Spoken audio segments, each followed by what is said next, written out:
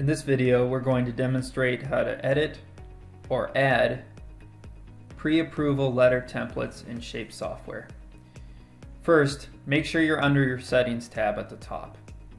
Then, on the left-hand side, under Templates, click on Editable Documents.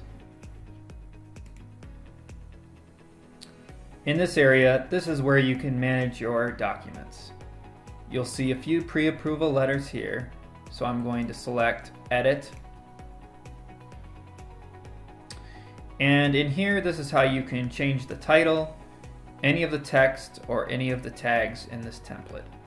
For instance, if I wanted a full name instead of just the first name right here in my template, I could delete that, click on See Tags, and we'd see the lead full name here.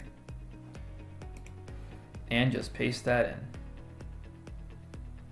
Any of these fields or tags can be edited at any time.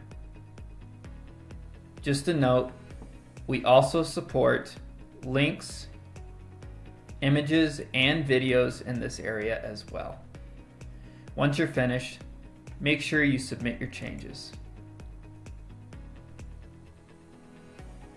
If you'd like to start a template from scratch, you can click on Add Template in the upper right-hand corner.